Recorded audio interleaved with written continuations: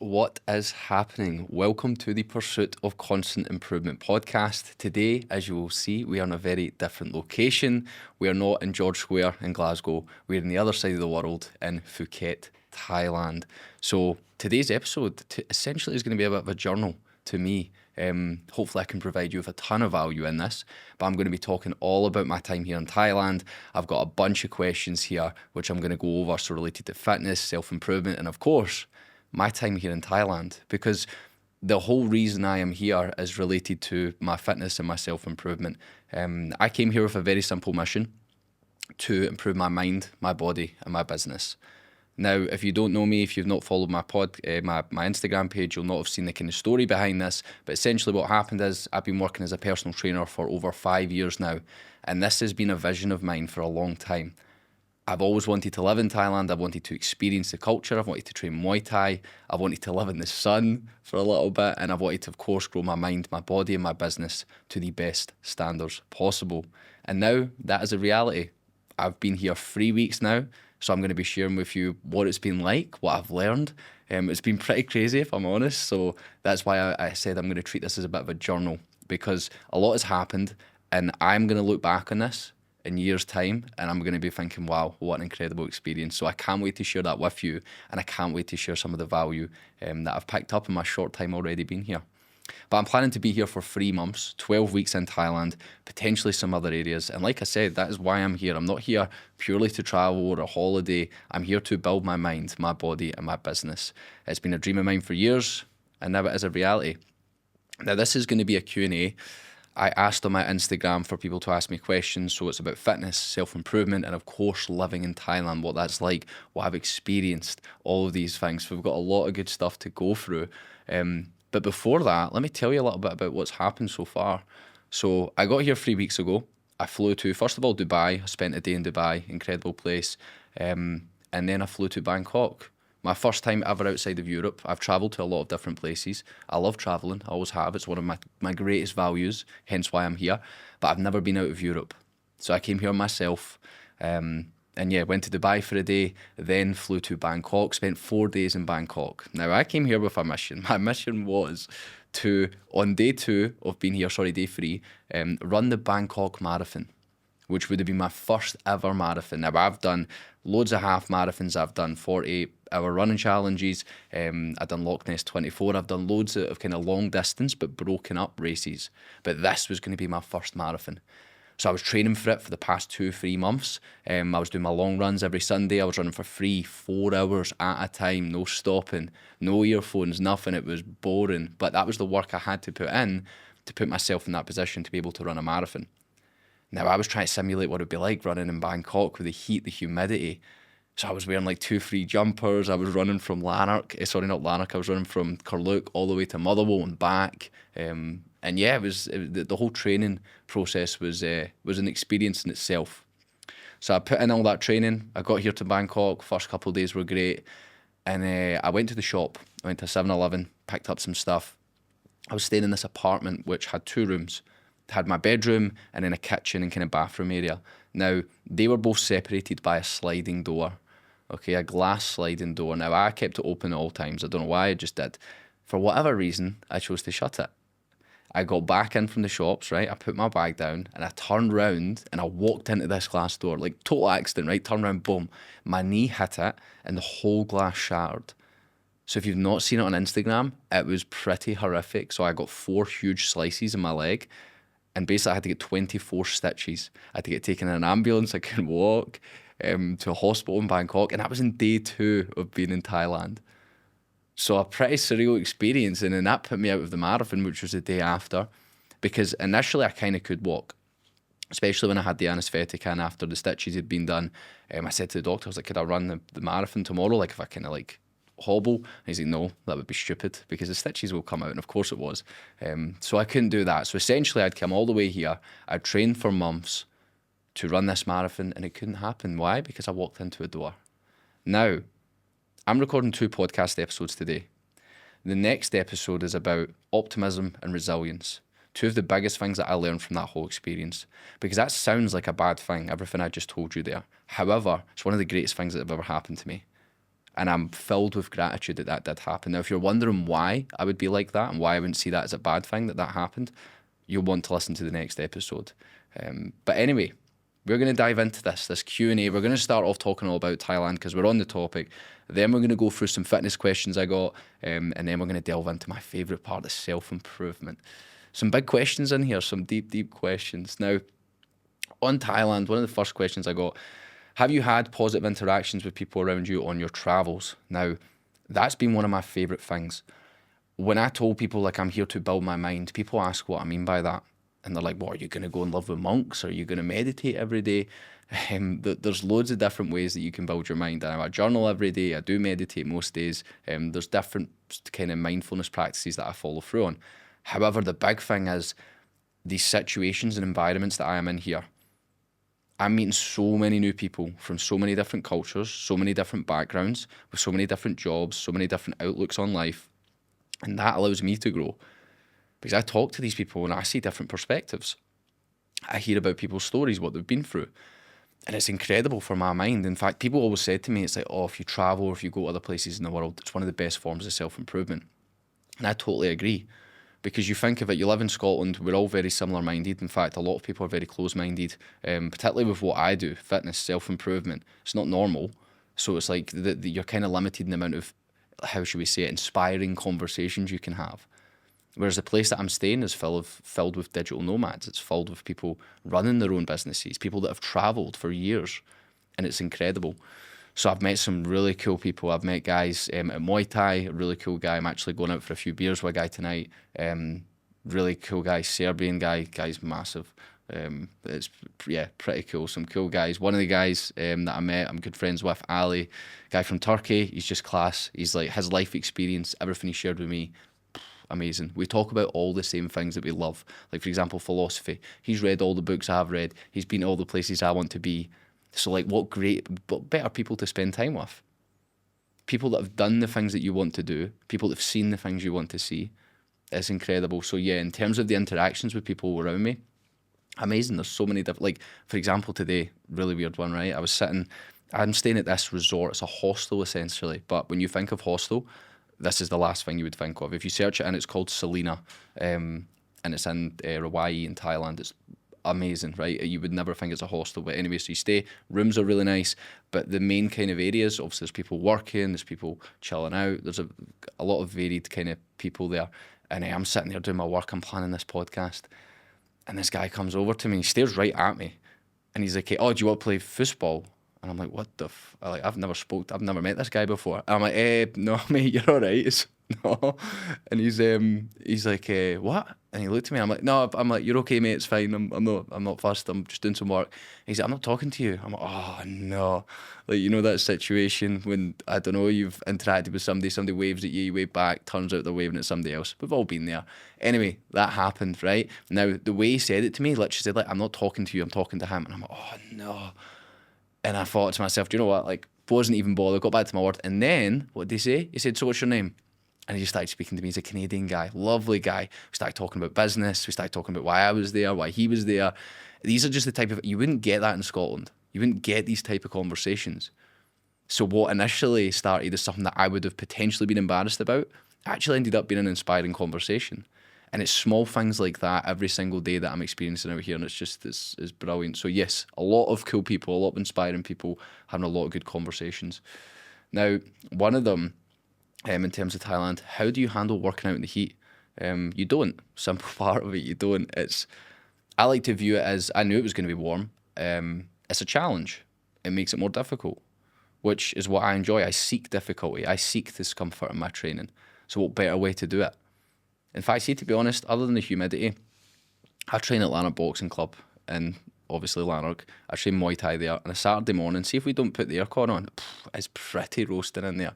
Now, the humidity is different, but heat's heat at the end of the day. So, yeah, is it hugely different? I suppose it kind of is with the humidity. But either way, it's going to be difficult. It's going to be uncomfortable. So I see it as a good thing. All the gyms are air-conned, so you don't really have that problem there. But, yeah, hydration is obviously a big thing over here. Strangest thing you've seen so far in Thailand? Now, I've been here 3 weeks, so it's not a huge amount of time. And there's been a few small things when it's obviously like from a cultural perspective, it's very different. But there's been nothing I've been like, that is absolutely ridiculous. You go down Koh San Road in Bangkok, it's a bit wild. Obviously see like crocodiles on like these roasts and things like that, but it's not that crazy. One of the things though that kind of blew my mind is how they treat, like, for example, in cars, most people are on motorbikes. I'm in this place called Rawai in Phuket, and you get people riding these motorbikes, but then have this like wee trailer attached to it. And the trailer are their kids. It's like one of them I seen today, it was just this wee like couch thing the guy had put on it, and the wee guy was sitting here on this couch. Another one, imagine a small trailer, right? Not terribly sturdy. There was this maybe, I don't know, 7-year-old boy sitting on the edge of it. Like, I'm talking they're going 40, 50 mile an hour. If he falls off, he's dead. His dad's sitting driving the motorbike, none of them have got helmets on. He's just sitting eating, literally. Sitting eating there on the edge of it, and nobody bats an eyelid. So there's things like that, like in terms of like how they drive and stuff, it's a bit wild. They are, yeah, health and safety from the UK would not be happy over here, put it that way. The regulations when it comes to driving, safety and everything, pretty crazy. But yeah, nothing absurd so far. I mean, obviously when you walk down these roads like Koh San Road and everything, it's wild, but you expect that. It's just some of the things that you don't expect that tend to surprise you. Best and worst parts of living in Thailand. Now the best, the weather. Wasn't even that sunny for about a week there, but it's warm all day, every day. For example, now the past few days have been unbelievably sunny. It's beautiful. It's like, unless it's windy, it's so peaceful, it's so calm. It's amazing. It's pretty cheap. Obviously, that's what everybody hears about Thailand. Oh, it's really it's like mega cheap. It is, but see, to be honest, when you're living here, you have to think of the part that, like, I'm paying for accommodation for 30 days a month, obviously. So it does, the cost do add up. Like, if you were coming here for a week, 2 weeks, cheap as chips. The food is really cheap. Like, I eat the same place every day. One meal is 60 baht, so it's like chicken, rice, these spices, and it's amazing. Well, in the UK, it would cost you a tenner. That's like £1.60 or something like that. So, like, they are huge discrepancies. So yeah, there's big differences. Obviously, the cost is a big positive. The weather's incredible. The people are really smiley, really just a positive attitude, and the people are laid back. They're far more laid back. Now in Bangkok, it's totally different. It's a bit more rushed and everything like that. But here in Phuket, very relaxed, laid back place. So that's the big ones. In terms of the worst, I've not thought of one bad thing about living here. The only thing that springs to mind is the potential worry, but this is on my end, the potential worry of like illness. So obviously, I mean, I'm over here, I'm on the other side of the world by myself. One of the things, right, so I'm allergic to nuts. Now they cook a lot of food with nuts over here. So it's like watching out for things like that, or the water. So not drinking the tap water, obviously. But even like shower, brushing your teeth, I use a bottle of water, like small things like that. Risk of infection in gyms. Obviously, I just sliced my leg open in 4 different places, so the cuts are still healing. So the worry of infection, that's obviously a lot bigger than it is at home. Apart from that, I cannot think of a downside. Sometimes you're sweating your pan in. I mean, is that a worry? You're probably sitting here at home and it's absolutely Baltic and you would take my situation. So, nah, I wouldn't say that's a downside at all. But yeah, it's a pretty amazing place so far. I am, as I said, in Phuket just now. I'm going further up in Phuket for the next 4 to 5 days. I'm really excited for that. Really nice place. And then I'm going probably to Koh Samui in December. And in January is kind of open. I'm not sure what I'm doing yet. But I don't think I'll be back in the UK until February. So exciting stuff, lots of growth, lots of improvement with both my mind, my body, my business to come. Now, in terms of fitness, that's what we're going to go into next because we've got some really good questions based on this.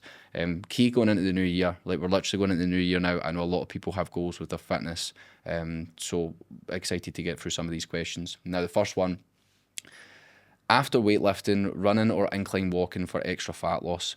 Now, this is a great question because you see this everywhere. You've probably seen the TikTok or the Instagram reel of people saying, go on an incline treadmill at this percent of an incline at this speed and it burns body fat at a faster rate or whatever. Now, there's a misinterpretation there because depending on what energy system we are using, we can burn body fat for fuel, carbohydrates for fuel, and other sources as well if it's really short-term bursts of exercise. The main gist of it is this. If you're on a calorie deficit, you will lose body fat. If you are running, if you are walking, it does not matter. At the end of the day, it comes down to the total number of calories that you consume versus the amount of calories that you burn. In saying that, a couple of considerations. An incline walk is very low in fatigue. Running, more fatigue, potentially increased risk of injury. However, you would burn more calories in a quicker period of time. And if your goal was to particularly improve your cardio, running could be a good idea. There is a minor interference effect between resistance training and cardio. Whereas if you go straight into, like, let's say high intensity cardio right after weight training, then it can reduce some of the muscle growth and the strength adaptations that you get from weight training. So a lot of people, particularly bodybuilders, they will never do any form of intense cardio. They'll go for an incline walk. Now, of course, the fact that it puts you at a certain heart rate and you use fat as fuel for that, I don't think of that at all, because it comes back to, at the end of the day, the total amount of calories you consume versus the amount that you burn. So to answer that one, an incline walk is fine. It's going to take longer, but if your goal is to improve your fitness and you're not hugely you're not massively into maximizing your growth and strength and muscle, then running would be fine. But if your goal is to maximize muscle growth, incline walk is a decent shout. It's just going to take a longer period of time to burn more calories. Now, one of the questions, this is an interesting one. What sort of people get best results? Now, obviously, that means in terms of people that I coach, people that I work with, who gets good results. And it's pretty clear to me, I've worked with well over 100 people on a one-to-one basis, both in person and online. So, which is an amazing thing for my own improvement, because I actually get to experience different people, different types of behavior. But as a coach, it's really interesting because you pick up things from people that I say, okay, this is a common trait of people that get really good results. Like, I could look at my 10 best client results. There are consistent things amongst all of them, and I'm about to share them with you. So one of them is comes down to their attitude, a positive and an optimistic attitude. Now, you don't need to be the happiest person in the world, the most optimistic person in the world, but generally somebody who wants to achieve their goal and has a deep sense of meaning behind that tends to have a better attitude towards it.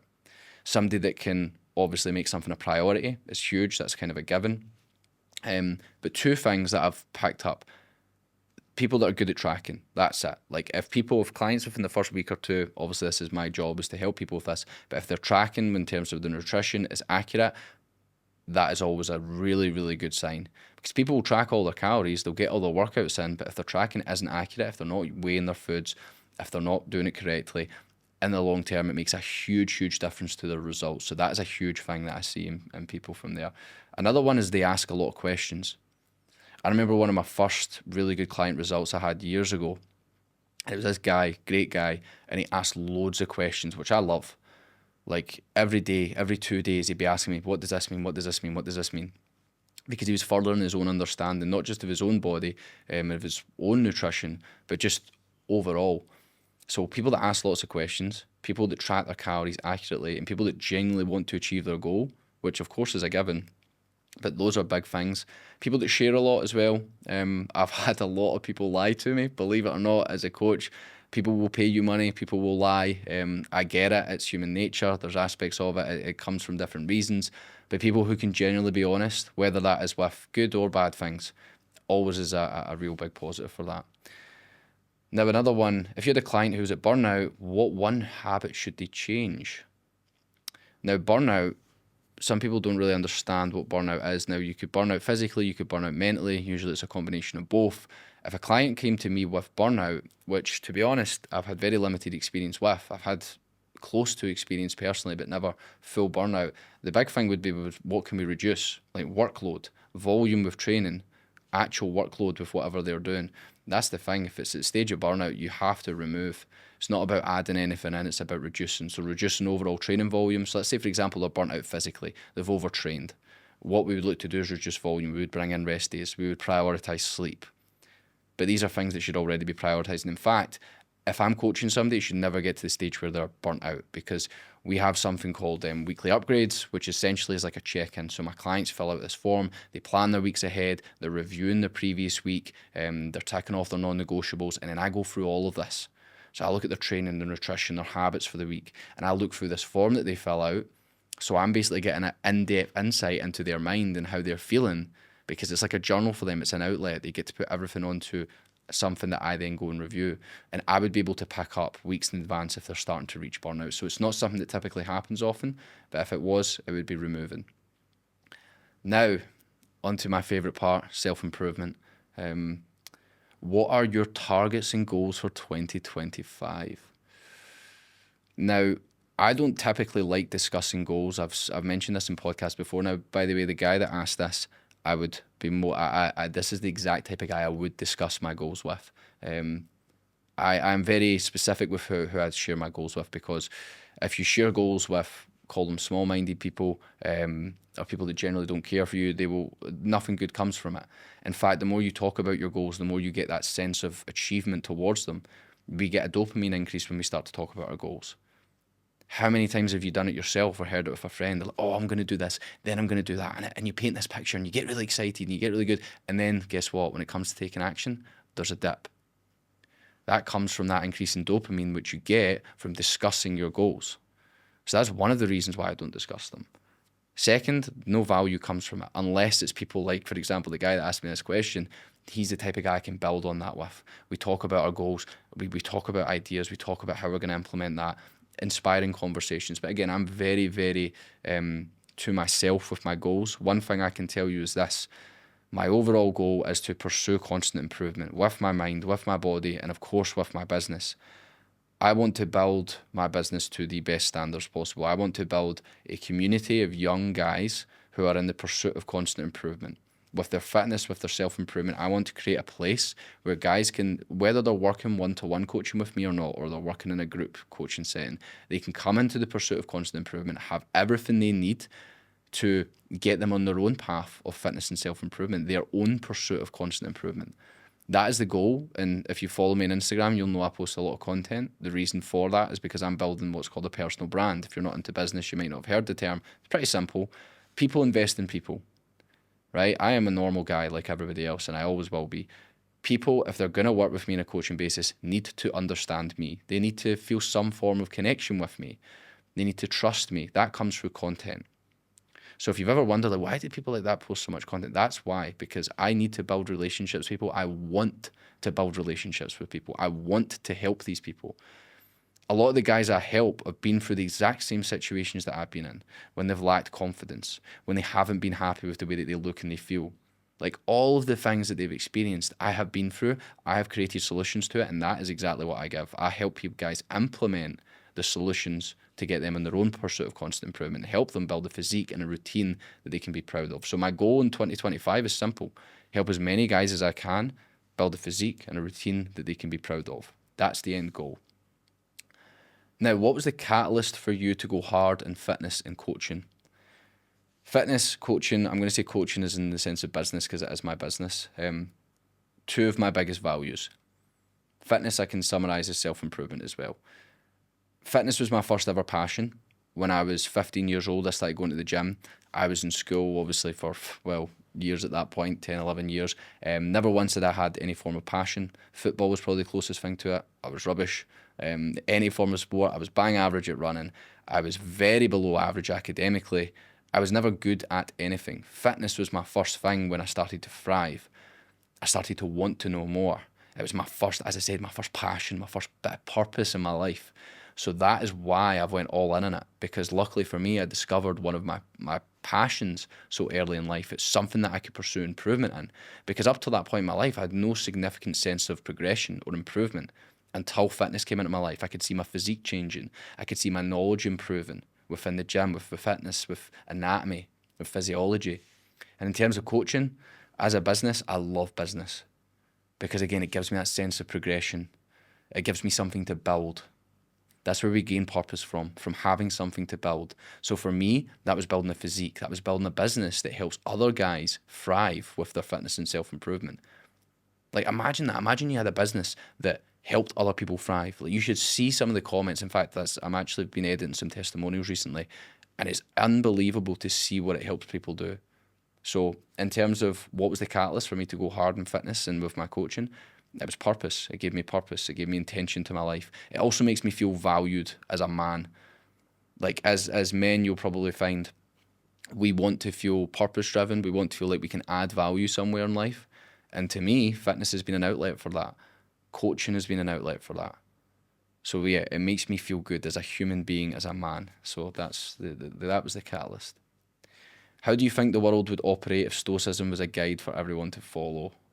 That is a good one. Now, Plato once had this idea, and I'm paraphrasing here, but essentially said the world would be a better place when either kings would become philosophers or philosophers would become kings. And what he means by that, of course, is that the people in charge of the world, of the planet, obviously this was thousands of years ago, if they were philosophically minded, the world would be a better place. That if everybody was to follow Stoicism, well, everybody would stress less, they would be less anxious, they would be better at dealing with other people, they'd be better at dealing with their emotions, because people have this huge misconception with Stoicism. They think that it's people that do not show emotion or do not feel emotion. That is not the point. Everybody feels emotion to an extent.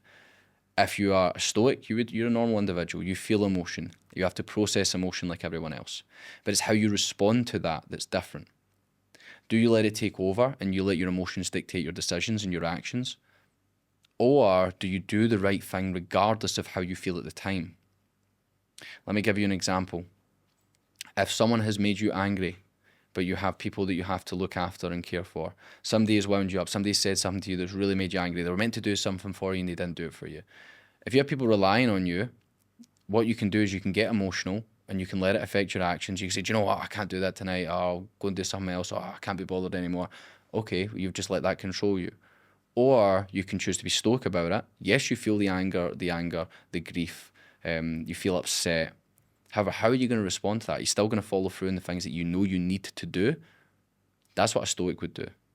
And if we had a world full of Stoicism and everybody practiced that, what a place it would be. But will that ever happen? I highly, highly doubt it. 2 more questions. What is your why? Now, my why is it's a vision of my ideal self. It's the type of person I want to be. I've done a lot of work with different coaches, different people, discovering and finding out what I actually want. I have a very clear understanding of the type of person I want to be. I've had it for years now. It's the whole point in why I've been in self-improvement for 7 years. I've constantly been unraveling, what do I want in life? What type of guy do I want to be? What type of person do I want to be with? Where do I want to live? Who do I want to be around? Now, all these things are not solid in my head. I don't know exactly where I want to live, what car I want to drive. That means nothing, to be honest, the car or the materials. But I do have a very good idea of the type of people I want to be surrounded by, the type of things I want to be doing on a daily basis. And ultimately, that is my why. This whole reason for coming out to Thailand, the whole reason I started this podcast, the whole reason I started a personal training business, a one-to-one online coaching business, the reason I started a clothing brand when I did, was to help me build towards becoming the type of man that I want to become. The traits, the characteristics that I want to embody, that is my why. That's why I do everything I do. It's why I'm here in Thailand, to become that type of guy, to build my mind, my body, my business, these traits, these characteristics, into being that guy. Now, I'd be here all day if I was to explain to you what that guy would be like, but to summarize it, it would be a disciplined, happy, a calm-minded, a kind and consistent person. That's some of the things that always spring to mind. Somebody that's succeeding in whatever they choose to pursue. That's a big thing. But yeah, there's actually a quote that really well summarizes it. What I want, my why, what I want in life, and it goes like this. It's Naval Ravikant, and he says, "A fit body, a calm mind, and a house full of love. These things cannot be bought; they must be earned." And you think of that, a fit body. You have to earn that. You can't buy it. You can't go and give somebody money and say, all right, give me good health and this and that. You can train every single day or every single week for the rest of your life, sorry. You can build that fit body, a calm mind. You can't buy that, that's for sure. We all know that. That comes through work. Work on how you perceive the world. Work on mindfulness. Work on things to keep you in a level-headed position, a position of good mental health. And a house full of love. That comes from the type of guy I'll be, the type of family I will have, the type of person I choose to be with, because that's a huge one for me. So again, a fit body, a calm mind, and a house full of love. These things cannot be bought, they must be earned. And that's what I'm looking to do. I'm looking to become the type of guy who has all of those things. Now, for example, like you could say like a house full of love. Oh, I want to attract this type of female. I want to have these type of kids. I want to raise them this way. I need to become the type of guy that would deserve all of that would attract that type of woman that I want to be with, and all of these things. So that's a big one. But yeah, I'm on a mission to achieve those 3 things, essentially. And yeah, that's a big part of my focus. Now, the last question for today. What does freedom mean to you?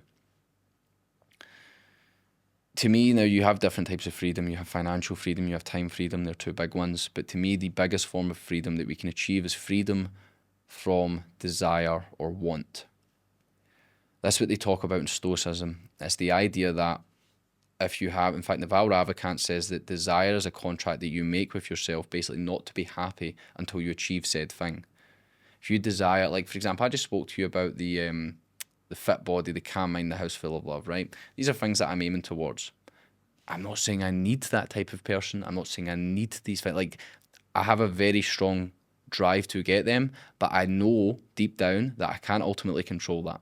I can influence it and I can work as hard as I can towards that.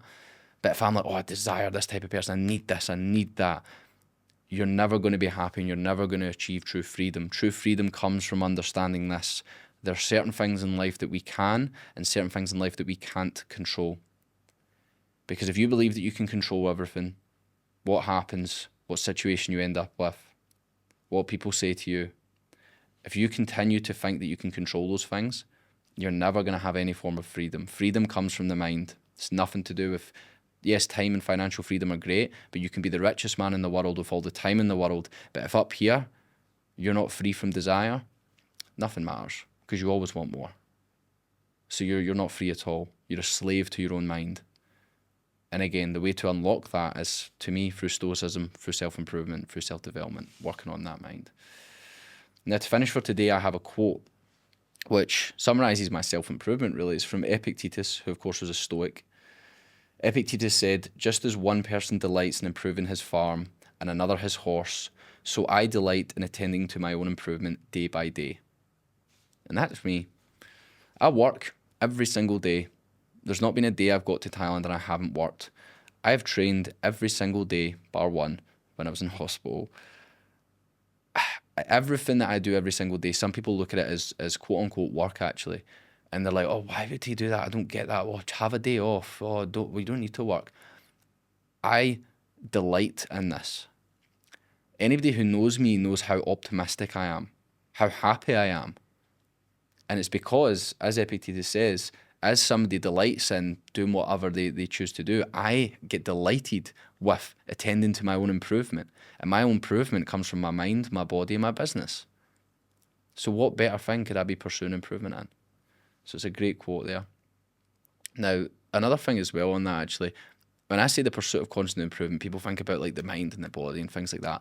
What I'm doing here, like, for example, I'm going out for a few beers with a guy tonight, right? You could look at that and say, well, that's not improvement because you're drinking beer, which, by the way, I don't do terribly often at all anymore.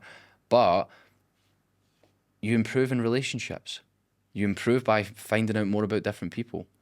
Like, there are so many aspects to constant improvement. Experiences in life is one of my big things. I want to experience stuff. I want to become a better storyteller. I want to become better at understanding people. How do you do that? By experiencing different people, by meeting new people. So to me, that's improvement. There's so many different aspects, but again, it comes back to the way that you choose to look at it from there. Now, a couple things after that to finish off. I'm launching my own email newsletter. Okay, it's called The Best Day of the Week. Now, it's of course the pursuit of constant improvement, but the best day of the week. What is the best day of the week, I hear you ask? It is Monday. Every single week, I'm going to be sending out an email on Mondays about fitness, self-improvement. Okay, so I'm going to be sharing with you motivation and wisdom surrounding those two subjects. You can sign up to it in the description below. But at the end of the day, it's that, the best day of the week. To me, it's a Monday. In fact, if you're close to me, you'll hear me say that all the time. Monday is the best day of the week. If it's Monday, I'm like, today's the best day of the week. I love a Monday.